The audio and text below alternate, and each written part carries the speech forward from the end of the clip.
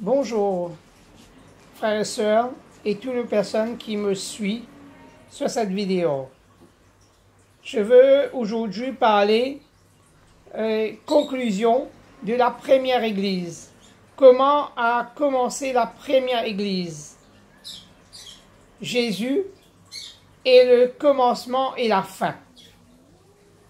Et Jésus a instruit la première partie de le livre de Actes, nous allons voir. Actes des Apôtres, chapitre 1er, verset 1er à 26.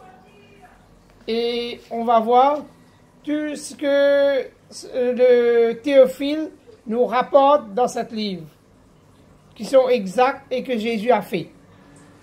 On commence. Théophile, je parle dans mon premier livre de tout ce que Jésus a commencé de faire et d'enseigner de le commencement, jusqu'au jour où il fut enlevé au ciel, après avoir donné ses ordres par le Saint-Esprit aux apôtres qu'il avait choisis. Nous voyons que les apôtres qu'il avait choisis, Jésus a pris soin de revenir vers ses apôtres. Après qu'il eut souffert, il leur apparut vivant et leur en donna plusieurs preuves, se montrant à eux pendant 40 jours et parler de choses qui concernent le royaume de Dieu. Comme il se trouva avec eux, il leur recommanda de ne pas s'éloigner de Jérusalem, mais d'attendre ce que le Père avait promis, ce que je vous ai annoncé, leur dit-il. Nous voyons que Jésus est venu rencontrer ses disciples après sa mort et sa résurrection. Il a passé 40 jours avec eux, 40 jours où il les a enseigné les choses fondamentales qu'ils avaient besoin de savoir pour pouvoir commencer la première église, pour pouvoir aller et prêcher la parole de Dieu dans le monde entier. Et qu'aujourd'hui, l'évangile est arrivé jusqu'à nous aujourd'hui. Et que Jésus nous a donné des instructions bien précises pour démarrer la première église. Et leur montrer comment démarrer la première église. C'est pourquoi Jésus a passé 40 jours avec eux et les a enseigné la vérité du royaume de Dieu. Comment commencer l'église? Et aujourd'hui, l'église, on a besoin de revenir à cette base de ces premiers commencements, de comprendre comment Jésus a enseigné ses peuples, comment Jésus a enseigné ses premiers disciples à démarrer l'église. Et c'est là que nous devons revenir aujourd'hui. Toutes les églises doivent revenir à là aujourd'hui. Qu'importe la dénomination aujourd'hui que tu es appelé à revenir à cette première église. Parce que Jésus dit, je viens pour une église sans tasse, ni ride, ni rien de semblable. Et on va voir verset 4. Comme il se trouva avec eux, il leur recommanda de ne pas s'éloigner de Jérusalem, mais d'attendre ce que le Père avait promis, ce que je vous ai annoncé, dit-il. Car Jean a baptisé d'eux, mais vous, dans peu de jours, vous serez baptisés du Saint-Esprit. Alors les apôtres réunissaient, lui demanderont, Seigneur, est-ce en ces temps-là que tu rétablis le royaume d'Israël? Il leur répondit, ce n'est pas à vous de connaître le jour, le temps ou le moment que le Père a fixé de sa propre autorité. Mais vous recevrez une puissance, le Saint-Esprit survenant sur vous, et vous serez mes témoins à Jérusalem, dans toute la Judée, dans la Samarie et jusqu'aux extrémités de la terre. Alors, après avoir dit cela, il fut enlevé pendant qu'il le regarda et une nuée le déroba à leurs yeux. Nous voyons que Jésus leur parlait. Jésus les expliquait. Parce que eux, ils croyaient que le royaume d'Israël devait être rétabli à quelle époque ou à quelle époque. Jésus, c'est pas cela cela n'est pas de lui, cela est du Père. C'est le Père qui décide toutes ces choses. Mais eux, c'est qu'ils avaient besoin de se préoccuper, c'est d'attendre pour recevoir le Saint-Esprit, l'Esprit de vérité, l'Esprit que le Père les a promis de nous envoyer. Et quand ils vont recevoir le Saint-Esprit, et c'est là qu'ils vont pouvoir démarrer et commencer pour servir vraiment le Seigneur et entrer dans leur destinée. Parce que Dieu avait un destiné pour eux. Et pour entrer dans cette destinée-là, ils avaient besoin de recevoir le Saint-Esprit, d'avoir le Saint-Esprit, pour pouvoir comment commencer, comment continuer la course. Parce que c'est dans la course qu'ils rentraient. Comme dans un stade, tu vas courir. Il y a des règles. Il y a de régimes à faire avant. Il y a des choses, il y a une préparation. Et Dieu, Jésus le préparait. Jésus préparait ses disciples pour commencer, pour démarrer quelque chose de nouveau après son départ. Mais cela, il fallait qu'il reçoive le Saint-Esprit pour démarrer cela. Et nous voyons, quand nous continuons plus bas, et comme il avait le regard fixé vers le ciel pendant qu'il s'en allant, voici deux hommes vêtus de blanche leur apparus et disaient: Hommes galiléens, pourquoi vous arrêtez-vous à regarder au ciel? C'est Jésus qui a été enlevé au ciel du milieu de vous, revient de la même manière que vous l'avez vu partir au ciel. Nous voyons que Jésus est enlevé au milieu d'eux et parti au ciel. Et la Bible nous dit que Jésus revient de la même manière. Aujourd'hui, peut-être vous êtes de quelle que soit la culture, vous n'avez jamais entendu la parole de Dieu comme cela. Jésus revient pour chercher tous ceux qui croient en lui.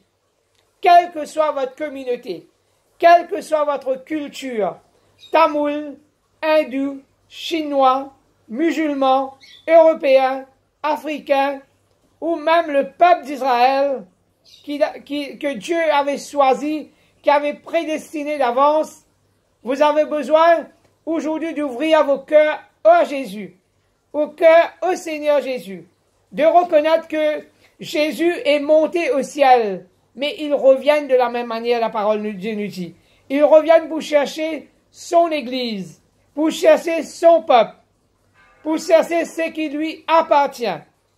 Ils ne viennent pas chercher une religion. Ils ne viennent pas chercher une dénomination. Ils ne viennent pas chercher un homme d'une culture quelconque. Mais ils viennent chercher tous ceux qui ont cru en lui. Tous ceux qui l'ont accepté dans leur vie comme Seigneur et Sauveur de leur vie. Tous ceux qui sont repentis de leurs péchés. Tous ceux qui sont détournés de l'idolâtrie. Tous ceux qui se sont détournés de la sorcellerie. Tous ceux qui se sont détournés de la magie. Tous ceux qui sont détournés de la vocation des esprits de mort. Jésus revient pour chercher son peuple, son Église. Es-tu ce peuple aujourd'hui? Es-tu cette Église aujourd'hui? Parce que Jésus vient pour chercher une Église sans tasse, ni ride, ni rien de semblable. Et le Seigneur t'appelle aujourd'hui. Te montre aujourd'hui que tu peux commencer quelque chose de nouveau. Parce que Dieu vient vers toi. Dieu veut se révéler à toi.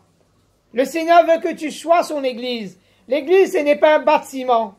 Ce n'est pas un lieu qu'on rassemble. Mais l'Église, c'est nous qui connaissons Jésus-Christ. Nous qui acceptons Jésus dans notre cœur. Nous sommes l'Église de Dieu sur terre.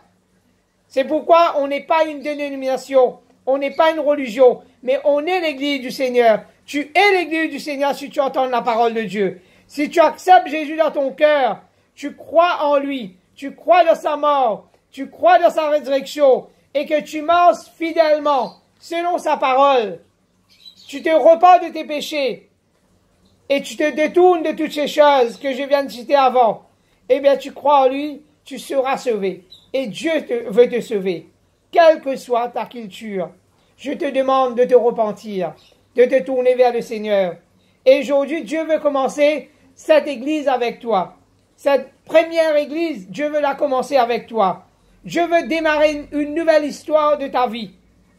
Une nouvelle histoire de ta vie qui commence quand tu acceptes Jésus dans ton cœur. Et tu deviennes l'église de Dieu. Tu viennes la propriété de Dieu. Et on va lire verset 12. Alors il retourna à Jérusalem de la montagne appelée des Oliviers, qui était près de Jérusalem, à la distance d'un chemin du sabbat. Quand il fut arrivé, il monta dans leur chambre haute où il se tenait ordinairement. C'était Pierre, Jean, Jacques, André, Philippe, Thomas, Barnabas, Matthieu, Jacques, fils de Zébédée, et tout d'un commun accord persévérer dans la prière avec les femmes, Marie, mère de Jésus, et avec le frère de Jésus. Il parle-nous bien ici une précision bien précise. Il dit-nous que tout était ensemble dans cet lieu, la chambre haute. Ils avaient l'habitude de se rencontrer là avec Jésus. Et à Jérusalem, ils ont reparti là-bas parce que Jésus les a dit de repartir là-bas, d'attendre, et il va envoyer le Saint-Esprit. Tous les disciples étaient avec, mais en même temps, il y avait là avec eux la mère de Jésus lui-même, elle-même, Marie, la mère de Jésus. Et il y avait là le frère de Jésus, Marie, mère de Jésus, avec le frère de Jésus. Là, quand il parle nous le frère de Jésus, il ne parle pas nous de disciples de Jésus. Il parle nous le frère de Jésus. Marie avait eu d'autres enfants. Et aujourd'hui, cela a été caché pendant longtemps dans la religion. Marie a eu d'autres enfants, et ces enfants-là étaient avec leur mère, et eux aussi ont parti dans la chambre haute pour attendre la promesse que Jésus nous avait dit, qu'ils vont recevoir le Saint-Esprit. Et c'est comme ça qu'a démarré la première église. C'est pourquoi aujourd'hui, si on veut démarrer une vie avec le Seigneur, on a besoin de connaître la vérité. On a besoin de sortir de leur système religieux. Aujourd'hui, peut-être vous êtes catholique. Vous dites, je suis catholique. Ne sois pas fier d'être catholique, mais sois fier d'être un enfant de Dieu. Sois fier d'appartenir à Jésus. Sois fier de ce que tes péchés sont pardonnés. Ce que tu te repentis, Dieu peut te donner la vie éternelle. Parce que ta religion catholique ne te donnera pas la vie éternelle. Ta religion catholique ne te sauvera pas. Quelle que soit ta culture d'ailleurs, ta culture ne peut pas te sauver. C'est pourquoi tu as besoin de te repentir, de venir vers le Seigneur. Nous voyons que Marie, la mère de Jésus, elle-même, a obéi à la parole de Jésus, est venue avec ses disciples et ses enfants pour monter dans la chambre haute, pour attendre, pour recevoir le Saint-Esprit. Parce que même si elle a mis Jésus au monde dans le naturel, elle avait besoin de Jésus dans son cœur, dans sa vie, pour être sauvée, pour avoir la vie éternelle. Parce que la Bible dit qu'il n'y a pas le salut en aucun autre nom, si ce n'est dans le nom de Jésus qu'il y a le salut. Le salut ne se trouve pas dans la culture, le salut ne se trouve pas dans une religion, mais le salut c'est en le nom de Jésus-Christ. Et cela, le premier disciple a bien compris. Et le Seigneur les a expliqué pendant les 40 jours comment démarrer l'église, et ils avaient bien compris. C'est pourquoi ils étaient allés dans la chambre haute attendre la promesse de Dieu. Tous ensemble, ils allaient attendre. Et nous y appelons bas. En ce jour-là, Pierre s'éleva au milieu d'eux au milieu d'eux, frères, et le nombre de personnes réunies était d'environ 500. Et il dit, hommes, frères, il fallait que s'accomplisse ce que le Saint-Esprit dans l'Écriture a annoncé d'avance par la bouche de David, au sujet de Judas qui a été le guide de ceux qui ont saisi Jésus. Judas, c'est celui qui avait trahi Jésus pour 30 pièces d'argent. Il était compté parmi nous et il avait pas au même ministère. Cet homme, ayant acquis un champ avec le salaire du crime, et tomba, s'est rompu par le milieu du corps et toutes ses entrailles se sont rependues. Le chose a été si connu de tous les habitants de Jérusalem que cet champ a été appelé dans leur langue araméenne, c'est-à-dire champ du champ, où il est écrit dans le livre de Somme que sa demeure devienne déserte et que personne ne habite. Et un hôte prenait sa charge.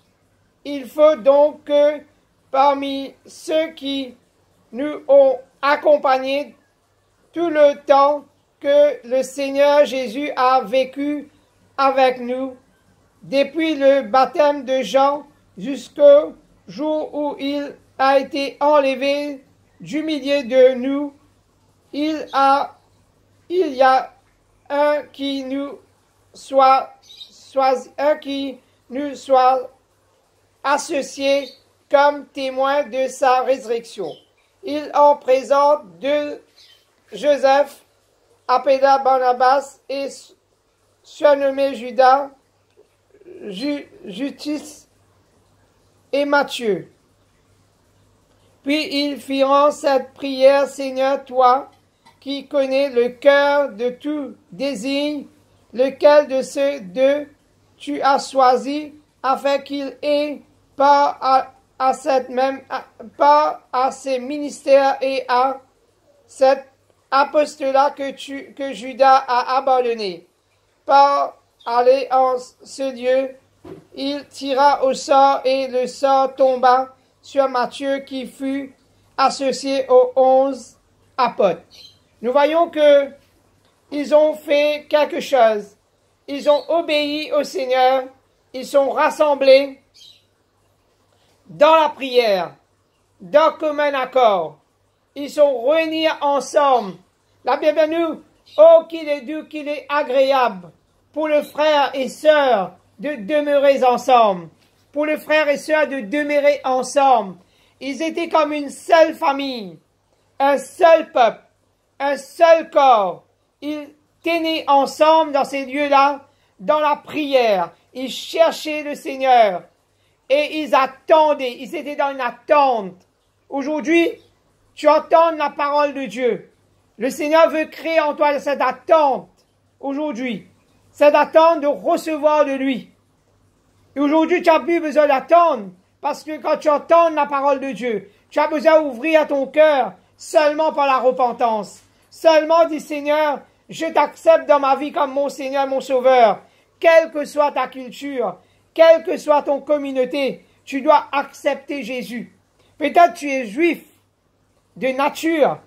Dieu t'aime. Tu es le premier peuple de Dieu. Tu es choisi de Dieu, appelé de Dieu. Mais une chose tu as besoin de faire, c'est venir vers ton Dieu, qui t'a aimé de le premier.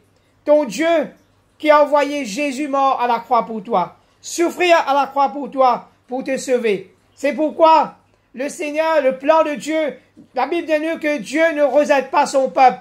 Le premier peuple, le peuple d'Israël, est le premier peuple de Dieu. Nous ne sommes que des branches greffées à cet arbre. Toutes les nations de la terre, nous sommes des païens. Même si tu es catholique, tu es un païen aux yeux de Dieu. comme le tamoul, comme le hindou, comme le musulman, comme le chinois, tu es un païen aux yeux de Dieu. Retiens bien cela, qu'un païen reçut le Seigneur seulement par la grâce. Si seulement tu acceptes la grâce de Dieu, si seulement tu es prêt à te repentir, te tourner vers le Seigneur, Dieu veut commencer une nouvelle histoire avec toi. Une histoire qui commence avec ta vie. Et je fais un petit résumé de ce que je vous ai parlé. Au commencement, Jésus est venu passer 40 jours avec ses disciples après la résurrection. Après la résurrection, il est venu passer 40 jours et a prévu. Et après les 40 jours, qu'est-ce qu'ils l'ont fait? Il les a enseignés comment démarrer la première église. Comment servir à Dieu.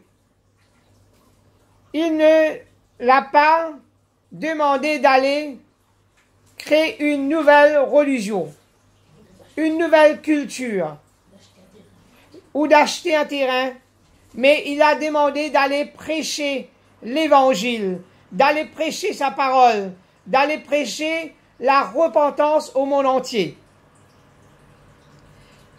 Et de recevoir, et d'attendre à ce qu'il reçoive le Saint-Esprit.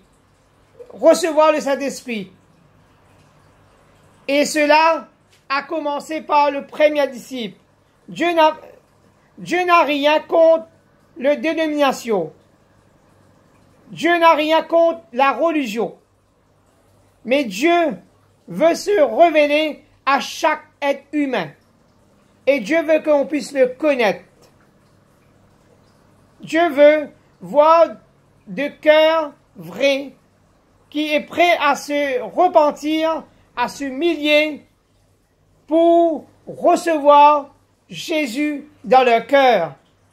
Et aussi recevoir le Saint-Esprit. Et quand tu reçois Jésus, tu reçois le Saint-Esprit et tu as la vie éternelle en Jésus. Comme je dis, il n'y a pas de salut en aucun autre nom, si ce n'est dans le nom de Jésus. C'est pourquoi toi qui entends l'évangile, toi qui es chrétien, qui te dises chrétien, repens-toi, marche droitement selon sa parole, selon l'enseignement que Jésus a donné. Et à la prochaine fois, que Dieu vous bénisse.